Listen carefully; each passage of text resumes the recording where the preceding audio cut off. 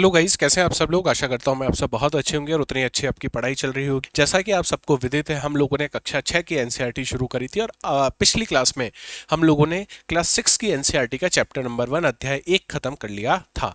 उस अध्याय 1 में हमने क्या क्या पढ़ा था, एक छोटा सा रिवीजन लेते हैं और उसके बाद हम लोग आज चैप्टर नंबर 2 को शुरू करेंगे। उस अध्याय में हमने जानने की कोशिश करी थी कि हमारी पृथ्वी जो एक परिवार का हिस्सा है, उस परिवार का नाम क्या है। उस परिवार को हमने सौर मंडल कहा था। क्या कहा था, हमारी जो पृथ्वी है, पृथ्वी किसका हिस्सा है। पृथ्वी हमने कहा था हमारे सौर मंडल का हिस्सा है। पृथ्वी सौर मंडल का हिस्सा है। और सौर मंडल में विशेष बात यह है कि सौर मंडल के पास एक तारा है जिसका नाम है सूर्य। जिसका नाम क्या है, सूर्य। ऐसे असंख्य तारों से मिलकर क्या बनती है, एक आकाश गंगा का निर्माण होता है। किसका निर्माण होता है, आकाश गंगा का निर्माण होता है। और बहुत सारी आकाश गंगाएं मिलके किसका निर्माण करती है, ब्रह्मांड का निर्माण करती हैं। ये बातें हमने की थी कि ब्रह्मांड की तर्ज पे अगर हम देखें तो हमारी पृथ्वी आपको कहाँ देखने को मिलेगी। हमने ये भी जाना था कि सौर मंडल में से सौर मंडल का तीसरा सूर्य से अगर दूरी पे देखा जाए तो ग्रह कौन सा मिलेगा आपको, पृथ्वी आपको देखने को मिलेगा। साथ ही साथ हमने ये भी जानने की कोशिश करी थी कि पृथ्वी पे क्या संभव है, पृथ्वी पे जीवन संभव है। क्यों पृथ्वी पे जीवन संभव है, तो याद करो मैंने आपको बताया था कि पृथ्वी के वायुमंडल में आपको क्या देखने को मिलती है, ऑक्सीजन और कार्बन डाइऑक्साइड गैसेस देखने को मिलती है। साथ ही साथ पृथ्वी पे आपको क्या देखने को मिलता है, जल की उपलब्धता देखने को मिलती है। और पृथ्वी का जो तापमान है वो इस तरह से है कि ना तो बहुत ज्यादा है और ना ही बहुत कम है। तो तीन विशेष बात है जिससे पृथ्वी पे क्या संभव हो पाया, जीवन संभव हो पाया। आज हम बात करेंगे पृथ्वी के बारे में। पृथ्वी किन किन चीजों से मिलके बनी है, तो आप पृथ्वी के को अगर आसपास आप देखोगे तो आप पाओगे पृथ्वी पे मुख्यतः आपको दो चीजें देखने को मिलेंगी। कौन कौन सी चीजें पृथ्वी पे, या तो आपको महाद्वीप देखने को मिलेंगे या आपको महासागर देखने को मिलेंगे। तो आज हम उन्हीं महाद्वीप और महासागरों के बारे में जानने की कोशिश करेंगे। तो ये है आपका चैप्टर नंबर 2 जिसकी हेडिंग है महासागर और महाद्वीप। और ये कक्षा 6 की एनसीईआरटी का अध्याय नंबर 2 है, चैप्टर नंबर 2 है। और इसे मैं पेश कर रहा हूँ आपके सामने। मेरा नाम है मुकुल भारद्वाज और मैं पिछले 6 सालों से यूपीएससी सिविल सेवा परीक्षा के जो एस्पिरेंट्स हैं उनकी क्लासेस ले रहा हूँ। स्पेशली अगर बात की जाए, जो मेरा स्पेशलाइजेशन है वो है ज्योग्राफी या भूगोल में। चलिए शुरू करते हैं चैप्टर नंबर 2 और बात करते हैं महाद्वीप और महासागर की। हमने आखिरी क्लास में जाना था कि पृथ्वी को कौन सा ग्रह कहा जाता है, तो हमने कहा था पृथ्वी को ब्लू प्लैनेट या नीला ग्रह के नाम से जाना जाता है। ठीक है, अब क्यों पृथ्वी को ब्लू प्लैनेट या नीला ग्रह कह रहे थे हम लोग, तो हमने जाना था कि भाई मान लेते हैं ये हमारी पृथ्वी है, ये हमारी पृथ्वी है। और पृथ्वी का कितना हिस्सा, पृथ्वी का 2/3 हिस्सा, पृथ्वी का 2/3 हिस्सा अगर आप देखोगे तो वो किससे ढका हुआ है, तो वो ढका हुआ है पानी से। किससे ढका हुआ है वो ढका हुआ है पानी से। तो करीब करीब ये 1/4 हिस्सा हो गया। ये पूरा जो हिस्सा है पृथ्वी का, जो अब आपके सामने बचा हुआ है, ये वाला जो हिस्सा, ये पूरा, ये किससे ढका हुआ है, ये पानी से ढका हुआ है। यहाँ पे आपको जल देखने को मिलेगा। और इस कारण से हमने पृथ्वी को एक नाम दिया था। क्या नाम दिया था पृथ्वी को, हमने कहा था नीला ग्रह। क्या कहा था, नीला ग्रह। तो मैं ये कह सकता हूं कि पृथ्वी का जो 29% हिस्सा है, याद रखिएगा ये बात, 29% हिस्सा, इस पे तो आपको क्या देखने को मिलते हैं, इस पे आपको देखने को मिलेंगे महाद्वीप। महाद्वीप आपको देखने को मिलेंगे। और बात करें बाकी 71% हिस्से की, बाकी 71% हिस्से पे आपको क्या देखने को मिलेंगे, आपको देखने को मिलेंगे महासागर। महासागर। देखो कितनी अजीब सी बात है ना, अचंभे की बात है। हम लोग बात करते हैं कि 2025 में या आने वाला जो विश्व युद्ध होगा उसका एक बड़ा कारण क्या हो सकता है, जल हो सकता है। और पृथ्वी और भूगोल क्या कह रहा है, भूगोल ये कह रहा है कि पृथ्वी पे अगर हम बात करें तो 29% हिस्से पे केवल क्या है, महाद्वीप है। बाकी 71% हिस्से पे तो आपको क्या देखने को मिलेंगे, महासागर आपको देखने को मिलेंगे। तो आप सोचने की बात यह है कि इतना सारा पानी होने के बावजूद, इतना पृथ्वी को हम कह ही रहे हैं कि नीला ग्रह है, लेकिन फिर भी जो आने वाले विश्व युद्ध हो सकता है, अभी आपने देखा होगा ऑपरेशन सिंदूर के समय पे भारत ने क्या किया, भारत ने जो इंडस वाटर ट्रीटी है उसको क्या कर दिया था, हमने सस्पेंड कर दिया था। ये बात हुई थी कुछ, तो इंडस वाटर ट्रीटी जो 1960 में हुई थी उसको लेके कुछ बातें हुई थी। तो आप देखोगे ना केवल भारत बल्कि और भी बहुत सारे देश हैं। चीन जब भी भारत से कोई बात करता है, भारत को धमकाने की कोशिश करता है, तो बहुत बार ये कहता है कि हम लोग क्या करेंगे, चीन से आने वाली नदियां जो हैं, जो प्रमुख रूप से जो तिब्बत से आ रही हैं, उन नदियों के पानी को हम रोक देंगे। तो धीमे धीमे वो कारण हमें सचित्र होते हुए नजर आ रहे हैं, जिनकी केवल पहले क्या हुआ करती थी, बातें हुआ करती थी। आगे चलते हैं, और ये है हमारी पृथ्वी, और ये पृथ्वी का 2D रिप्रेजेंटेशन है। कौन सा रिप्रेजेंटेशन है? 2D। अब 2D का मतलब क्या होता है? 2D का मतलब होता है द्विआयामी। द्विआयामी चित्र है ये।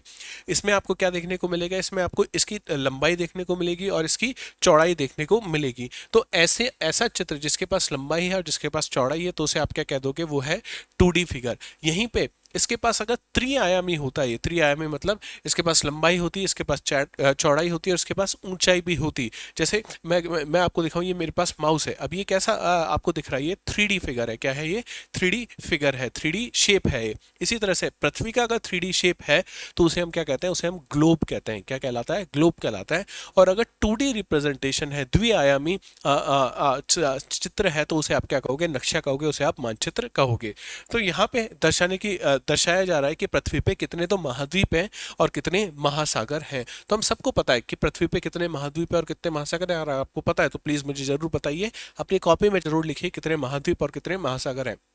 मैं आपको बताऊं, मैंने ओल्ड राजेंद्र नगर जो दिल्ली में है, वहाँ पे क्लासेस ली थी, और एक काफ़ी रेपुटेटेड इंस्टीट्यूट में क्लासेस ली थी। वहाँ पे जब मैंने क्लास में पूछा कि हमारे पास कितने महाद्वीप है और कितने महासागर हैं, तो करीब करीब 60% बच्चों को ये नहीं पता था कि महाद्वीप और महासागर कितने हैं और उनके नाम क्या क्या हैं। तो प्लीज़ एक बार आप नोट डाउन कर लीजिए, और उम्मीद करता हूँ मैंने आपने नोट डाउन कर लिए होंगे। तो अगर बात करें सबसे बड़ा जो महाद्वीप है इस पूरे पृथ्वी पे, वो उस महाद्वीप का नाम क्या है? उस महाद्वीप का नाम है एशिया। क्या नाम है उस महाद्वीप का? एशिया नाम है। और इस एशिया में ही आपको हमारा घर देखने को मिलेगा, अपना घर देखने को मिलेगा। ये क्या है? आपको इंडिया देखने को मिलेगा, भारत आपको यहाँ पे देखने को मिलता है। एशिया के बिल्कुल पास में अगर आप देखो, तो ये जो महाद्वीप है इसे कहा जाता है यूरोप। क्या कहा जाता है इसे? यूरोप के नाम से जाना जाता है। ये है आपका यूरोप। यूरोप के दक्षिण में आप चलोगे तो आपको क्या देखने को मिलेगा? अफ्रीका आपको देखने को मिलेगा। तो बहुत पास पास में एशिया यहाँ पे, यूरोप यहाँ पे, अफ्रीका आपको यहाँ पे देखने को मिलेगा। एक ऐसा महाद्वीप जो चारों तरफ से पानी से घिरा हुआ है, उसे हम किस नाम से जानते हैं? उसे हम ऑस्ट्रेलिया के नाम से जानते हैं। तो अभी तक कितने महाद्वीपों की बात कर चुके हैं? तो पहला था एशिया, दूसरा था यूरोप, तीसरा था अफ्रीका और चौथा था ऑस्ट्रेलिया। क्या इसके अलावा भी? हाँ, इसके अलावा भी आपको देखने को मिलेगा। ये है आपका उत्तरी अमेरिका, जिसे नॉर्थ अमेरिका कहा जाता है। यह है आपका दक्षिणी अमेरिका, जिसे साउथ अमेरिका कहा जाता है। और यहाँ पे ये जो आपको देखने को मिल रहा है, ये वाली जो चीज आपको देखने को मिल रही है, ये कौन सा महाद्वीप है? आप क्या बता सकते हैं? बिल्कुल सही आपने गैस किया, ये है अंटार्कटिका। क्या है ये? अंटार्कटिका आपको देखने को मिलेगा, जो कहाँ पे स्थित है? दक्षिणी ध्रुव पे स्थित है। तो कुल मिला के कितने महाद्वीप हुए हमारे पास? एक दो तीन, एक दो तीन चार पांच, अंटार्कटिका 6 और 7। तो टोटल कितने महाद्वीप हैं पूरी दुनिया में? 7 महाद्वीप हैं। अब बात कर लेते हैं महासागरों की। तो महासागर की अगर आप बात करोगे, तो पहला महासागर आपको यहाँ पे देखने को मिल रहा है अटलांटिक ओशियन, अटलांटिक महासागर इसे कहा जाता है। दूसरा महासागर आपको ये देखने को मिल रहा है, जिसे कहा जाता है पैसिफिक या प्रशांत महासागर जिसे कहते हैं।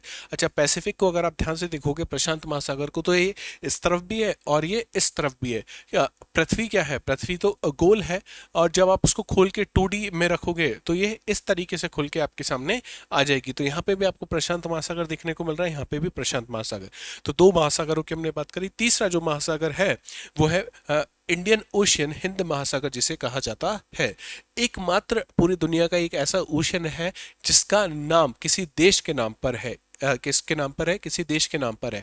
और ये हमारे लिए काफी प्राउड की बात है कि हमारा देश जो इंडिया है, उसके नाम पे इस ओशियन का नाम है इंडियन ओशियन। तो 3 महासागरों की हमने बात करी। चौथा जो महासागर है, ये उत्तर में आपको देखने को मिलेगा, सुदूर उत्तर में। इसका नाम है आर्कटिक ओशियन, आर्कटिक महासागर।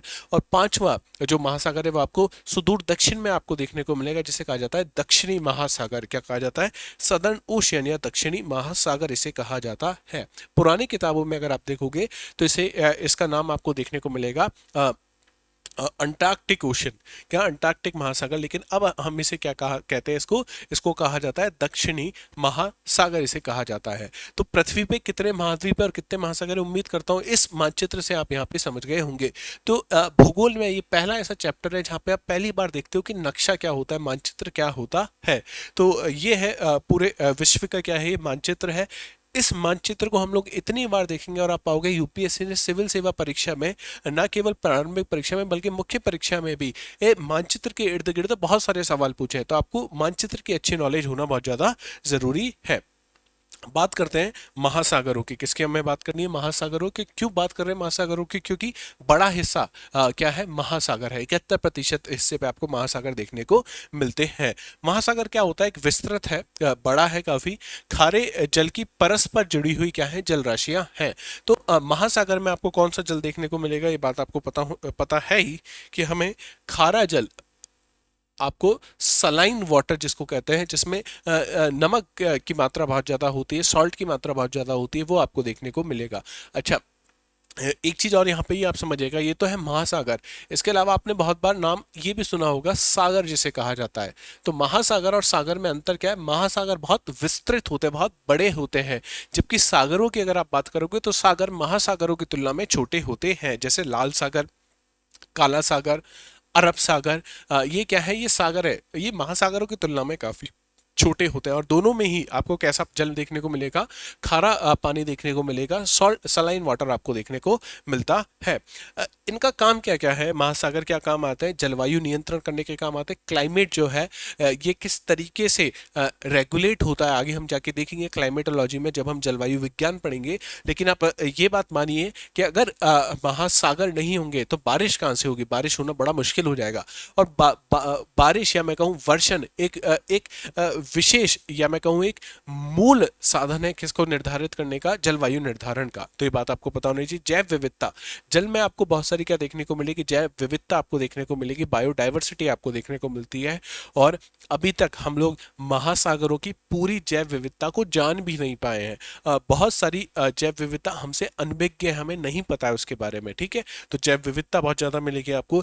जल चक्र में मुख्य भूमिका, तो मैं भी बता रहा था कि वर्षा वर्षा कैसे होती है, हमें पता है कि जब जल जो है जल का तापमान जब बढ़ता है उसका वाष्पीकरण होता है, वाष्पीकरण होके जब वो ऊपर उठना शुरू होता है और ऊपर जाके क्या होता है, संघनन की प्रक्रिया होती है, और संघनन की प्रक्रिया के बाद वर्षण शुरू होता है। इसको हम क्या कहते हैं, जल चक्र कहते हैं। तो जल चक्र में भी महत्वपूर्ण भूमिका कौन निभाता है, हमारे महासागर निभाते हैं। इसके अलावा व्यापार में व्यापार में आप याद करो, अगर आपने मॉडर्न हिस्ट्री पढ़ी है, आधुनिक भारत का इतिहास पढ़ा है, तो आपने पाया होगा कि वास्को डी गामा जब भारत में आया था तो वो किससे आया था, जहाज से आया था। और जहाज कहाँ पे चले थे, महासागरों में चले थे। और वो क्यों आया था, व्यापार के लिए आया था।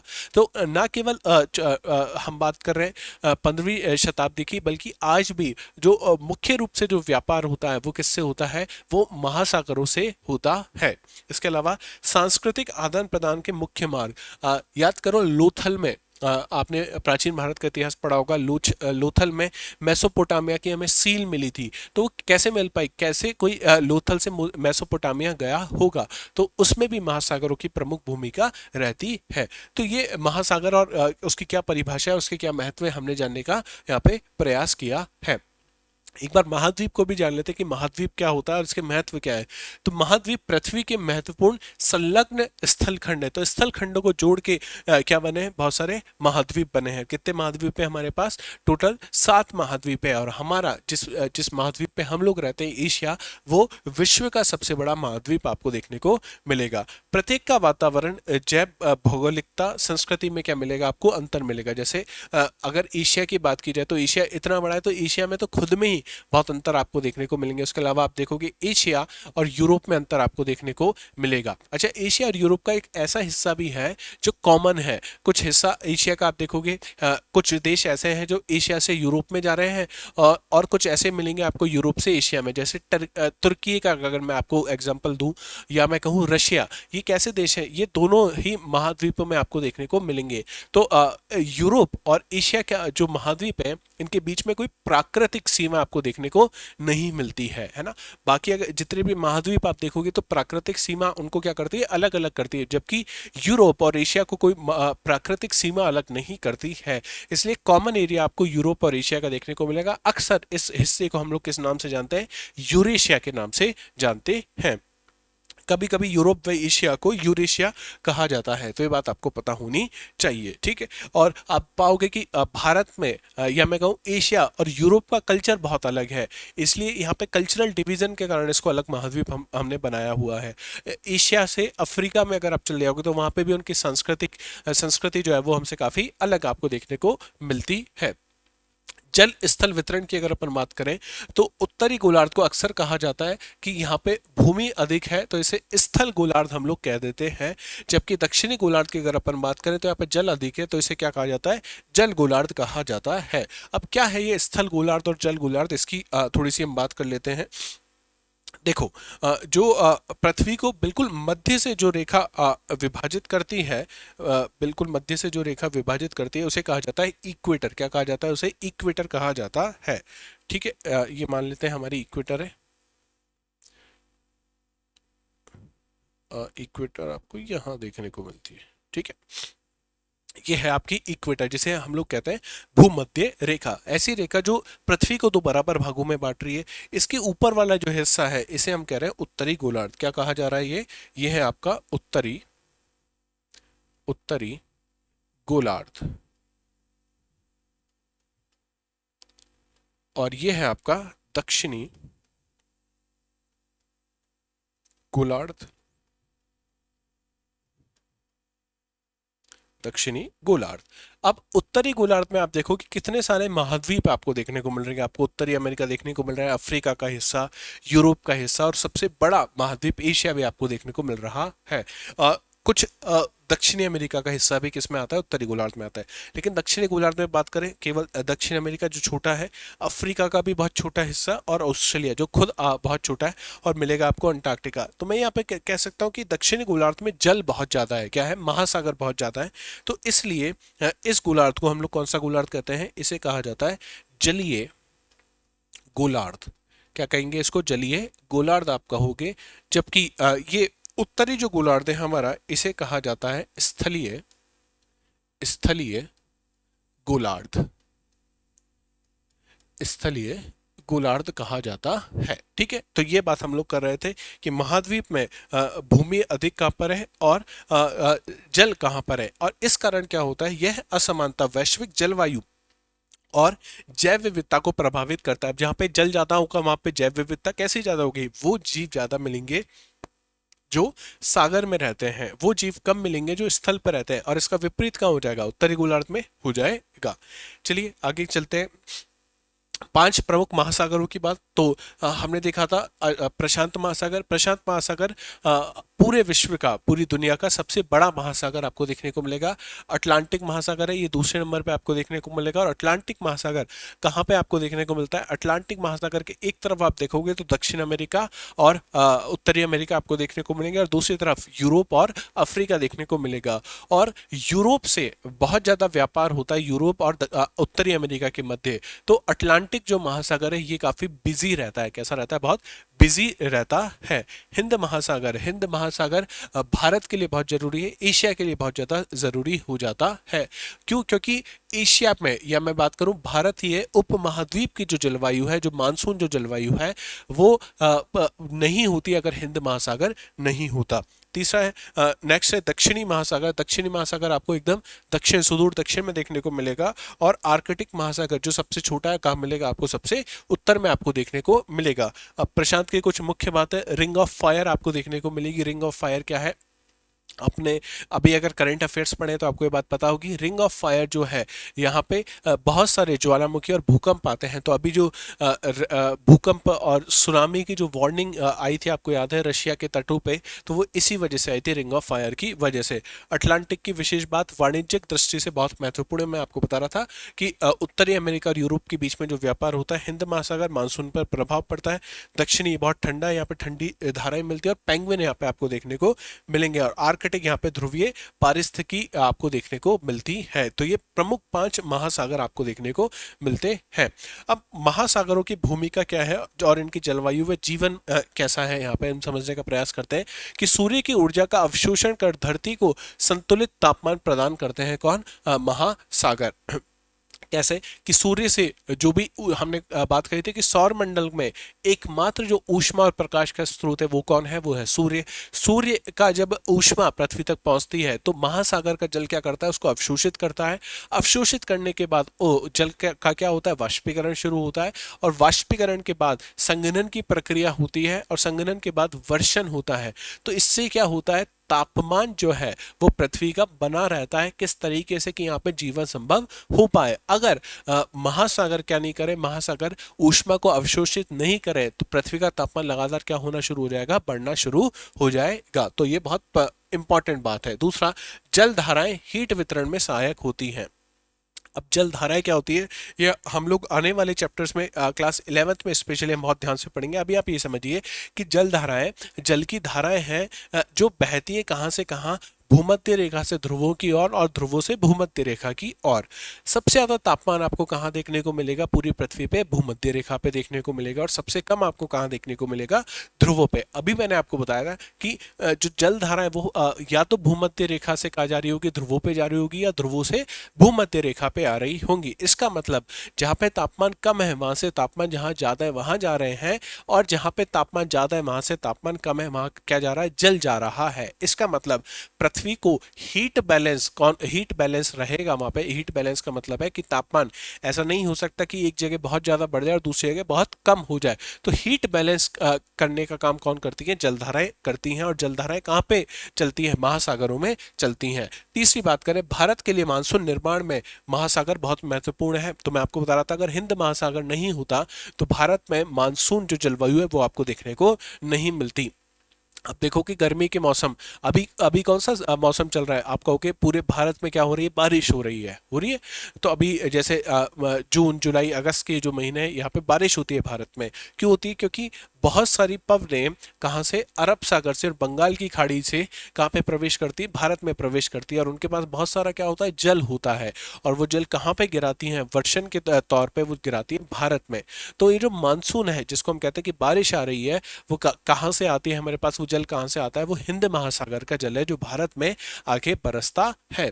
और नेक्स्ट, महासागरीय पौधों शैवाल से ऑक्सीजन का उत्पादन होता है। तो बहुत सारे आपको शैवाल देखने को मिलेंगे, बहुत सारे पेड़ पौधे आपको देखने को मिलेंगे महासागरों में, जो फोटोसिंथेसिस करते हैं, प्रकाश संश्लेषण की क्रिया करते हैं, और हमें क्या प्रदान करते हैं, ऑक्सीजन प्रदान करते हैं।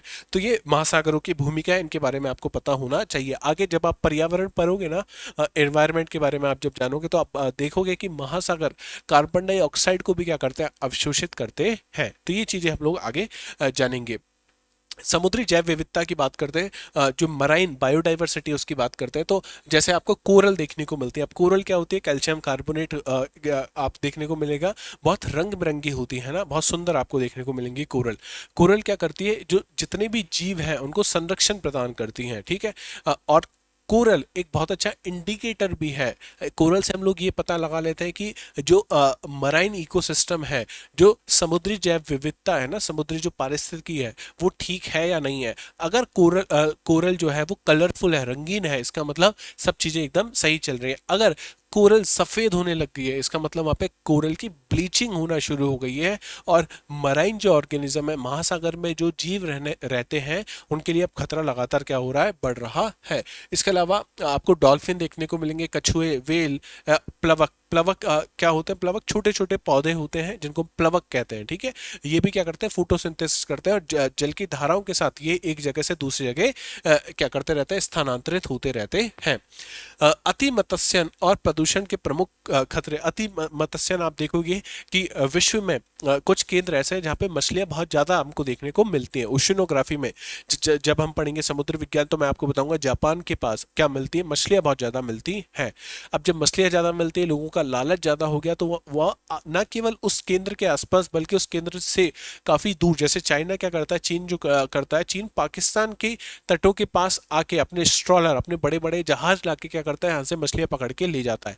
अब इससे क्या हो रहा है, जो अरब सागर है वहाँ का पारिस्थितिकी जो तंत्र है वो खराब हो रहा है। और इतनी दूरी से जब आता है, या मैं कहूँ अरब देशों से जब तेल के जहाज जाते हैं, चीन जाते हैं, भारत की ओर आते हैं, तो बहुत बार दुर्घटनाग्रस्त हो जाते हैं। और दुर्घटनाग्रस्त होंगे तो जो तेल है, जो कच्चा तेल है, वो कहाँ फैल जाएगा, समुद्र में फैल जाएगा। उससे भी बहुत ज़्यादा प्रदूषण कहाँ पे होता है, महासागरों में होता है। और ये सब चीज़ें जो अति मत्स्यन है और प्रदूषण जो है, ये इन कोरल रीफ को और इस समुद्री जैव विविधता को बहुत ही नकारात्मक रूप से क्या करती है, प्रभावित करती है।